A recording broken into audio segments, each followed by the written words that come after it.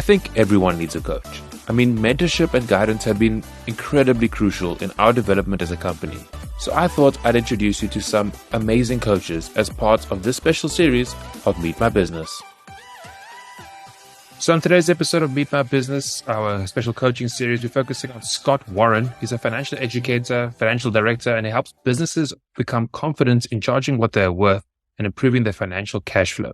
What we're going to be talking today broadly about is, confidence, money blocks, and pricing. Ultimately, I think a lot of businesses, ourselves included, struggle to figure out exactly how to price themselves and to really be confident to know their real worth. But this is also part of our series on coaching. So I'd love to first start off by asking you, how did you get into coaching? I know you had quite a rough experience that kind of changed your life a little. So in 2016, I became homeless. I lost everything. So I left my home with just a shirt, some back and some debts.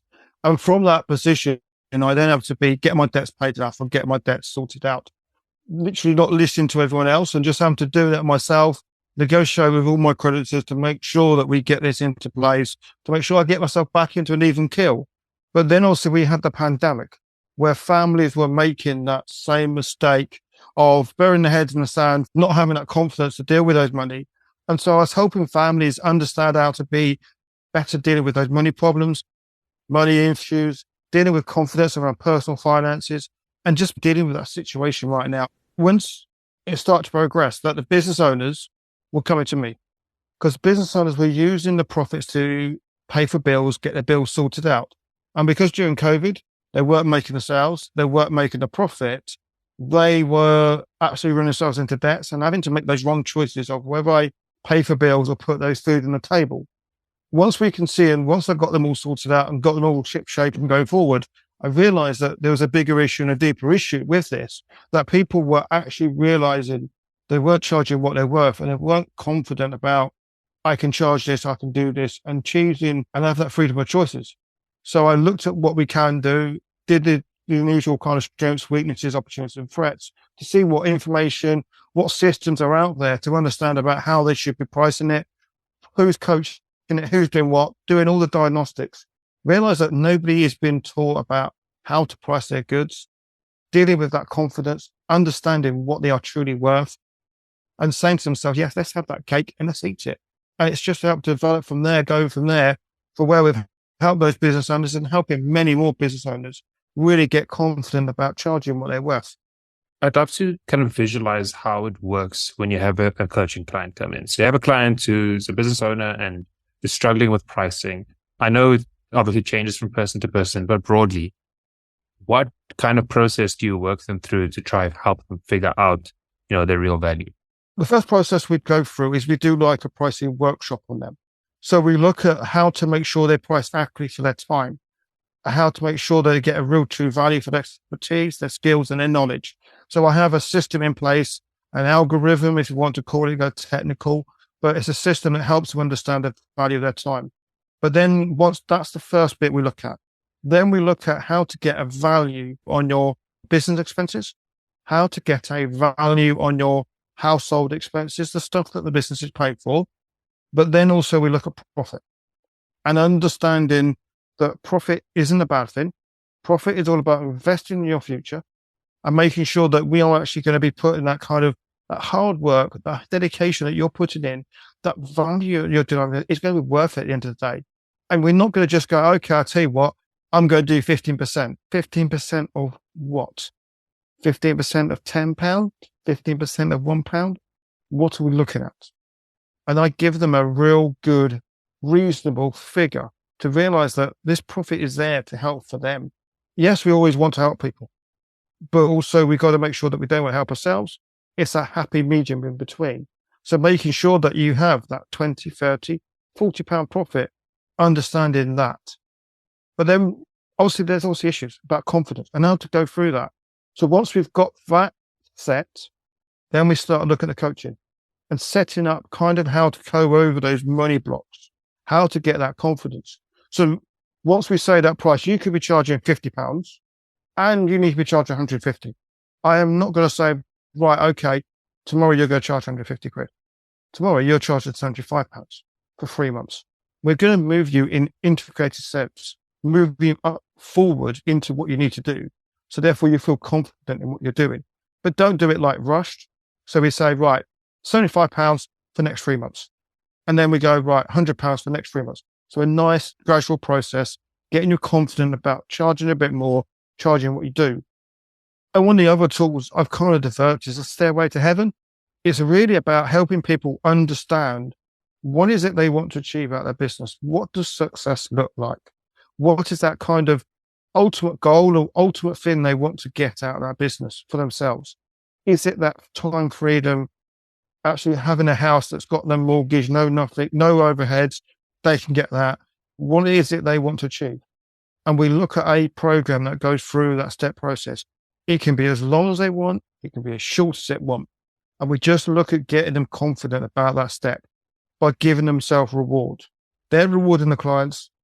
They should reward themselves. So we say to them, right, okay, so the next £500 profit you're going to make, what is it going to be rewarding yourself? What is it you want to do? Is it a meal out? Is it a handbag? Is it a dress? Is it to go out for a spa trip? What is it that's going to help you drive and thrive to realize it's about you? And then once we start to get a bit deeper, we start to get the family involved.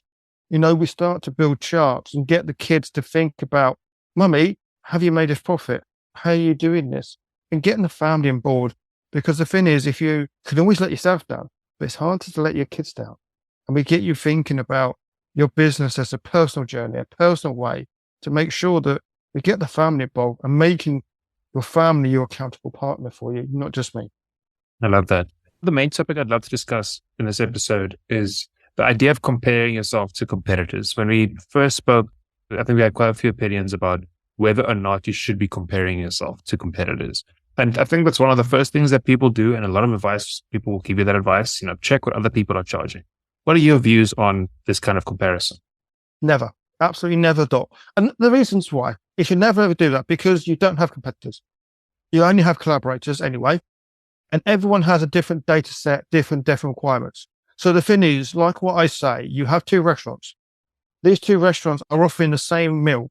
But the thing is, all of a sudden, they're offering with it, they've got 6 staff, they've got 8 staff. So they obviously have got a higher demand for actual outgoing because they've got 2 extra staff. So there's a quite different pay system there. But then also the ingredients. One is more expensive than the other. They are different clienteles. They are offering a different quality, a different clientele. So all of a sudden, we've got 2 different prices there, 2 different requirements for the business. So if you're going to charge the same, you might be pricing yourself out the wrong clients, or you might not be meeting the cost that you've got going that business. If you're competing on price, you should be competing on value in what you should be doing. And everything else, we always have as business owners, we all have different things that we want to achieve. And each one has a different level, different requirement. So that business and the way it's driven has a different level of requirements. So the thing is, your price should be your price. It should be meeting your requirements, not just for the business, but also for what you want to achieve in life. Because business, let's be honest, business is there to provide us with a lifestyle that we want, the freedom that we require in this world, in a very difficult place right now. It has the opportunity. It's about getting that price right to check that freedom. If we're charging competitors, we may not be meeting the cost of the business. Therefore, we're going to run ourselves in trouble. Also, again, we might be going up and pricing ourselves against competitors who have 4 or 5 staff and we're working our own. We're working towards that, but we've got to make sure we understand the value that reflects us and how we're going to move our business forward. So I guess what you're saying is understanding your own intrinsic value is way more important than making spreadsheets of all the different people in your industry that do the same thing and trying to get some kind of price that you think will suit the market. I mean, there obviously is something to be said about whether or not people can afford that, if it's like way above. But then I guess the flip side of that is that you've probably not communicated your value high enough, or you've not packed enough value into that product or service. Because I mean, to be fair, there's like consultants out there who are charging like millions and millions of dollars for consultation sessions because clearly they've communicated their value and they've found the people who are, ready to buy into that value. Yeah, absolutely. And that's it. It's that the value that they haven't done is they haven't demonstrated that value enough. They haven't done that sales conversation where they've demonstrated the value and what they're delivering and how they're delivering things. But the thing is, we always want to go for businesses. We want to kind of go for down the quantity route. What we should be going down is quality. And the thing is, how much we want to and how much we want to, not every business is going to suit us. And that price is going to be a qualifier. If that person can't afford it, generally they're not going to be the right client for you. I know that's sometimes really hard to say. And that's it. The thing is, the client, you can be amenable with your services. Yes, you can do with certain things, but sometimes it's having the right client in your business that's going to be a star for you, that's going to refer to you. And it's going after quality rather than going quantity. And what we end up doing is going for quantity, getting the wrong clients who are going to waste time, waste money, waste energy, where we can get the right clients in with the right price. And therefore we can actually make sure that we demonstrate our value and they can refer to us and get more clients in that are going to reflect our value better. It's a tale as old as time in business that lower paying clients tend to be more work. It's the weirdest thing. The people who will pay thousands of dollars tend to trust and believe what you're doing and then let the process happen, where the person who's, paid $10 or whatever, like tries to extract as much value as possible. I don't know what that is, but I feel like a lot of business owners have had that exact experience. Yeah, I think the thing is, it's just that lack of confidence. I think we go back into that lack of confidence. They just don't understand of what they're doing. They almost want to underpay, over deliver. And that's the thing. And it's just about, they want so much. There's so much expectations for them. And they're just such a nervous person. They haven't got that confidence. They know what they want to do. They don't know what they want to achieve. So therefore, they're trying to maximize what they've got from that person. And so the thing is, they're trying to give them loads of work or give them tons of work and pester them all the time with phone calls and everything else, because that's the way the nature is. And they just don't have that confidence to say, well, actually, okay, yeah, fine. I can let you get on with that. I can focus on what I need to focus on. And they're always having to micromanage, micro do things. And that's where they kind of don't have that confidence to get with it. And that's because they don't have the confidence to say, okay, yes, I'm going to pay £100 for my services, but I know what I'm getting back out of it. I also want to circle back to something you mentioned earlier, which is that we don't have competitors, we have collaborators. And I really, really love that sentiment.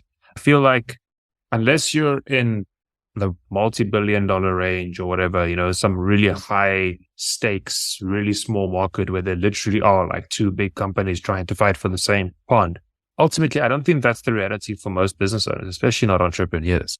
What I've realized is that when we stop viewing other podcast production and training companies as competitors and instead we view them as potential collaborators, you also get an opportunity to actually meet and engage with people who are like-minded.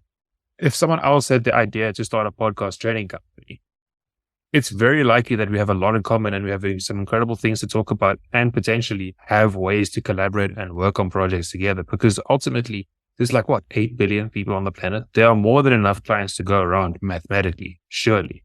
But I think a lot of people want to view every other business that does something remotely similar to them as a threat instead of seeing them as a potential opportunity. Yeah, absolutely. And the thing is, like you say, everyone's got that different kind of way of working that you can all learn off each other as well. So the thing is, it's not just that, say, you might do things slightly different to another podcast person, but that thing that you can learn from that person, they can learn from you. So therefore, they're going to prove their business and learning from that. And you're going to have slightly different ways that someone might go, I tell you what, actually, I don't want to be this. I want to do this. And it's, again, like what I said before as well, we're in the business of doing quality, not quantity. We're not here to serve millions and millions of people. We've only got 24 hours in a day. We've got to sleep. We've got to eat. We've got to rest. We've got to do that. So in reality, we've probably only got about 6 to 8 hours a day, 5 days a week. So 40 hours, we can't fit everybody in physically. It's not possible. There's plenty of people out there to do the business with. And if you can both work together, it makes you a lot stronger, because therefore you're kind of having a bigger net, casting it wide, because more people are going to be out there seeing what you do while working together. So is there one step that a business owner can take today to help them change their mindset around their own value? Start to really think about the rewards. The first thing they've got to think about is, what is it in for me? And it's about looking at what we talked about is that rewards. How to understand that value is the first step, is to actually start to be more confident about money. It's to really start to love money, enjoy money. The thing is, we're never really going to get over that kind of block unless they start to really love money. And the way to love money is to think about, what is it in for me? What is it in for my family? So the first real thing the first thing that anyone can do is to think about, right, what is the reward I'm going to get myself? So when I make that £500, what is it that I am going to do when I've made that profit? What am I going to actually reward myself, my family with? What am I going to spend some of that money on that I've worked hard on? Start to love that money. Then you will understand the enjoyment out of money. Therefore, then you can start looking at your value going forward and start to look at thinking, actually, I should be charging a bit more here. I want to earn that bit more money. I want to go a bit forward with the business. Now I've gone from I've done a day out, I've done a weekend, I want a holiday. And I don't want to have a holiday where I'm worried about things. How can I afford that holiday? Well, I'll tell you what, I could charge a little bit more and get that holiday. So it's just falling in love with money, understanding that you're a good person, that you have money. Money doesn't change people. It's about that. It's about loving money, enjoying life, and going forward and achieving what you can do. So Phoenix Pricing, if somebody wants to get a hold of you guys and find out more about what you do, how do they do so? By email. So they can contact by email, find me on LinkedIn. Will be a new website. There is a new website changing around, which is Phoenix Pricing. So get hold of me by email, by website, and I'm on LinkedIn as well. And we'll pop the LinkedIn link as well as all the other links in the description of this episode. And then just a reminder, our podcast mentorship program is currently open. We are taking in new applicants. So if you are interested in starting a podcast or don't really know how to proceed, perhaps you've started a podcast in the past and stopped after a couple of episodes because you just didn't know what to do.